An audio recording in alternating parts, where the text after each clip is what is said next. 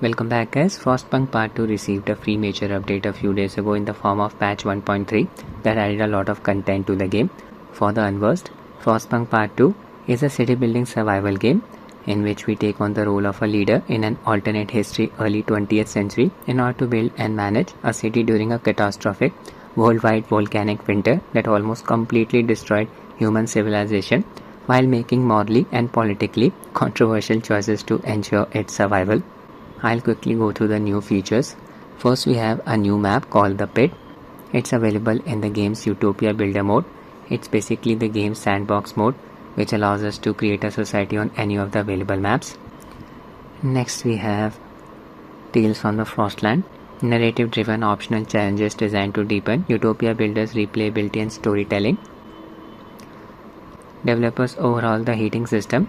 According to them, this is the biggest systematic change since the game's launch. Localized heat management bringing deeper strategy and consequences. Expanded the idea tree and laws by adding new research topics, new buildings, rebalanced technologies, new law, 5 reworked laws. A serenity mode has been added, which makes the game easier for us by providing a better weather, abundant resources, shorter whiteouts, and no conflict between the factions. Co-gameplay improvements. Frostkit version 1.0 is now available. It's the game's official modding tool. Balance changes. Just wanted to highlight the performance improvements. Upgraded game engine to Unreal Engine 5 version 5.4.3. Optimized loading and saving times. Game performance optimizations and new achievements. Before jumping into the gameplay, would like to thank Keymailer and 11-Bit Studios for providing me with a free copy of the game for the purpose of reviewing it. In this video, I'll be testing the game on my Rog Ally running on Windows 11 and Steam Deck running on SteamOS. This game supports FSR 3.1, both upscaling and frame generation, but for some reason, we cannot enable frame generation on Rog Ally and Steam Deck. This game also supports DLSS frame generation, so I'll simply use DLSS Enabler Mod to replace DLSS frame generation with FSR frame generation via Nukem 9 mod. This mod will also enable AntiLag 2 by replacing NVIDIA Reflex. It will help in cutting down the latency. For upscaling, I'll be using XeSS version 2. I'll kick things off with Rog Ally. First, I'll show you DLSS Enabler setup. Download it for free from GitHub. I'll give its link in the description. Scroll down until you find the asset section, expand it. Click on the .exe link. Download will start.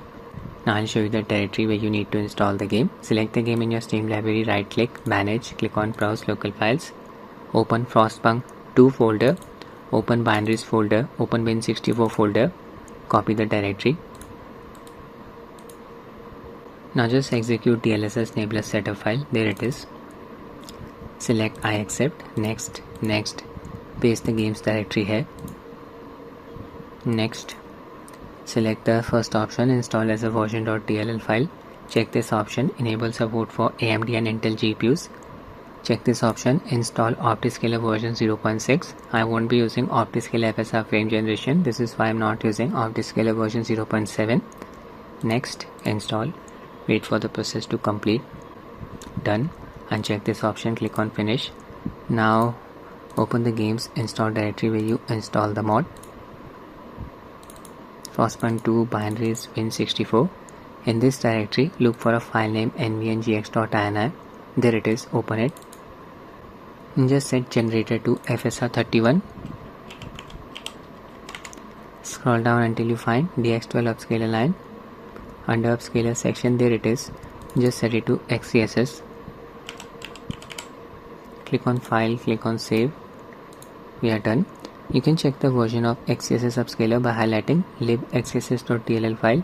It's version 2.0.0.21. This is the version of the upscaler used by DLSS Enabler. Adrenaline settings for the game. VSync enable, VSync enable. I have set the UMA buffer size to 5 GB. My Ally is running on BIOS version 341. Install AMD GPU driver. Adrenaline edition version 25.3.1. Using a 27 watts manual profile, all 3 power values set at 27 watts, 900p resolution. Connected my 8-bit to Ultimate 2C controller to Ally via 2.4 GHz wireless mode. Unfortunately, this game does not support any X input controllers. See, controller not supported. So I'll be using Steam input to use my gamepad. Just click on the controller icon, then select your gamepad from here.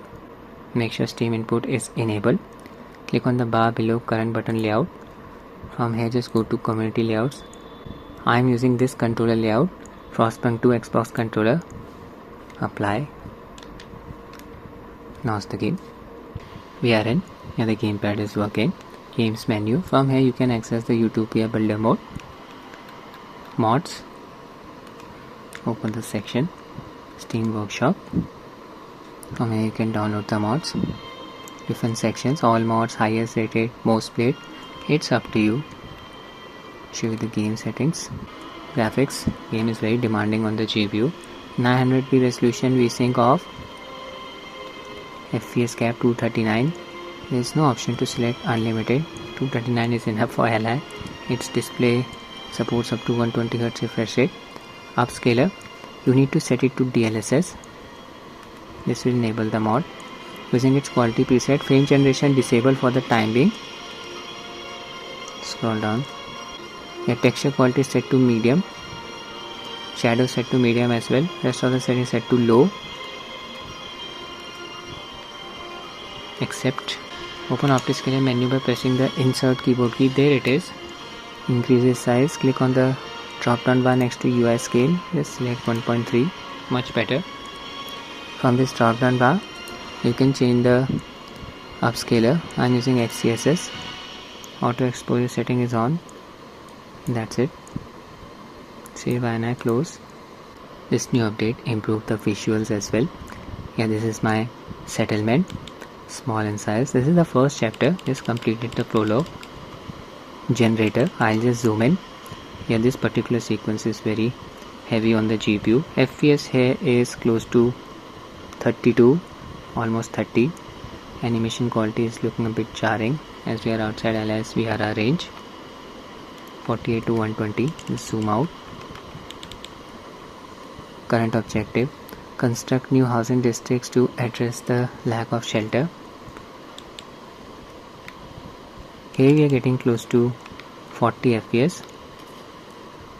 Okay, I'll just select build mode. Construct districts, housing districts. Place them in the blue areas. 6 of them. Yeah, you can play the game using your gamepad. It's a shame that this game still does not support X input controllers. Filled all of the blocks. Select the tick. Building started. I tested the launch build of this game. It suffered from performance issues, traversal stutters. This build is exhibiting considerably less stutters compared to the launch build. You can see the frame pacing graph. Almost a flat line when I move the camera around the generator. Just a few hitches here. I'll just fast forward the time. See, construction going on at a fast pace. Complete. My settlement is expanding. These lighting effects are very heavy. Can cause a hitch. I need to build another district. VRAM usage is close to 4 GB. Select housing district. And there's the blue zone. Place the districts here. Okay, now I'll enable FSR frame generation. Graphics. Just enable frame generation from here. Accept. Without the mod, you won't be able to access frame generation setting even when you set the upscaler to FSR. I'll enable AntiLag 2's latency monitor by pressing the hotkey combo Alt Shift and L. Cycle through the different display options. There's the latency value. Resume the game. Here FPS increased to around 63. Can observe the added amount of smoothness. Latency value 60 milliseconds. I'll just zoom in. Here we were getting close to 30 FPS without frame generation. Animation quality is looking much smoother now. Few hitches. VRAM usage is close to 4.1 GB. Game's HUD elements are not flickering. mod works very nicely. Not observing any graphical artifacts. When I tested this mod in the launch version of the game, textures used to appear blue in color. Not sure why this bug is not present now with the latest version of the game. Okay, district is still under construction. Fast forward time. You can improve the performance by dropping the resolution. An event happened, game paused, generator wakes, child is born, it's applying heat. Okay, I'll just drop the resolution to 720p now. Change the resolution to 720p. Note the same sequence. Here we are in. FPS is close to 80 now. I'll just zoom in. Generator's close-up view. Here we are getting an FPS within a range of 65 to 70. Zoom out. So good to see Nukem 9's mod working in this game. Without the mod you won't be able to use FSR frame generation. For some reason official implementation does not work on Rog Ally. Even if you select FSR as the upscaler, and this game supports FSR 3.1. Now I'll be testing the game on Steam Deck. I have the LCD variant of Steam Deck. Its display supports up to 60Hz refresh rate. Game Steam Deck compatibility, it's marked as playable. So first I'll be running the game without any mods installed. Show you the base game performance. Using Proton version 10.0-1 beta as the compatibility layer. Game does not support X input controllers, so I'll be using Steam input to use Steam Deck's controller. Select Steam Deck controller here. Tap on the bar below current button layout, community layouts. From here you can select any controller layout. I'm using this one, Frostpunk 2 Xbox controller. Apply. Here in performance QM settings, overlay level set to 2. I have uncapped the FPS by enabling the following settings: disable frame limit and allow tearing. That's it. Graphics settings, 800p resolution, VSync off. Here the mouse pointer is moving by itself. My Steam Deck's right stick has developed stick drift issue. This is why the mouse pointer moves by itself. VSync off, frame rate cap set to 240, upscaler set to FSR, upscaling quality performance. Game recommends using ultra performance preset of FSR. Frame generation setting is not accessible on Steam Deck. Scroll down. Texture setting set to medium. Shadow set to very low. Rest of the settings set to low. Apply. Alright, we are in my settlement. Zoom out. FPS is close to 45. Zoom in. Closer view of the generator. That's pumping heat. Rotating the camera. FPS is within a range of 35 to 40. This sequence is very demanding. You can see the particle effects. Snow is falling here. Lighting effects. NPCs around the generator. Zoom out. I'll just construct new housing districts in the blue zone. Select this option, construct districts, select housing district, place them here. Fill 6 slots. Fast forward time. This should update our objective. I really hope the developers will add official support for X input controllers.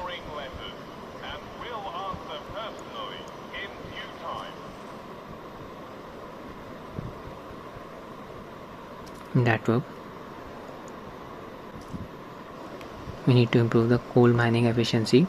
So FPS always stays above 30. These settings, just like any other city building game, performance will degrade as a city or settlement grows. Coal extraction is going on here. Just zoom in. See, action going on. Here you can play the game on Steam Deck. I'll just show you how to use DLSS Enabler now. This is SteamOS running in desktop mode. Just download the trunk build of DLSS Enabler from GitHub. I'll give its link in the description. Scroll down until you find the assets section, expand it, click on the .exe link. I'll be executing this exe file using ProtonTricks application. You can download ProtonTricks for absolutely free from Discover Store. Launch it. From here just select Frostpunk 2, it's the Steam version of the game. Click on OK, wait for the next window to pop up. There it is. Check this option, select the default file picks, click on OK. Check this option, Run Explorer, click on OK. This window will pop up. Now just navigate to the directory where DLSS Enabler setup file is present. By default it will be present in Downloads directory. Select My Computer, select Z drive, open Home folder, open Deck folder, open Downloads folder. There's the DLSS Enabler setup file. Select it, double click. Setup wizard will pop up. Check I accept, next, next. Click on browse here. Navigate to the directory where the game is installed. I have installed it on Steam Deck's internal SSD, the default install directory. Just open Z drive, open Home folder, open Deck folder, open .local folder, open Share folder, open Steam folder, open Steam Apps folder, open Common folder. Here look for Frostpunk 2 folder, there it is, open it. Again open Frostpunk 2 folder, open Binaries folder, Win64 folder. This is the final directory. Ends with Win64. Click on next. Check the first option, install as a version.dll file. Check this option, enable support for AMD and Intel GPUs. Check this option, install Optiscaler version 0.6. I'll be using Nukem 9's mod to replace DLSS frame generation with FSR frame generation. Next, install. Wait for the process to complete. There you go. Uncheck this option. Click on finish. Close all of the windows. Just open the games install directory where you install DLSS Enabler. Select the game in your Steam library. Right click, manage. Click on browse local files. Open Frostpunk 2 folder, Binaries folder, Win64 folder. Here look for a file name nvngx.ini. Open it. Set generator to FSR31. Set dx12 upscaler to XeSS. Click on save here. Close. Need to add a launch option to the game. Select the game in your Steam library. Click on the settings cog here. Click on properties. Click on general. Under launch options, add this line of text. I'll provide in the description of the video. You can copy it from there and paste it here. Close. We are ready to run the game. Play. We are in game settings, 800p resolution, frame rate cap 240. Just set the upscaler to DLSS.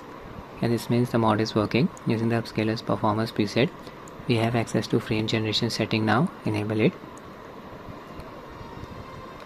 Rest of the settings are left as they are.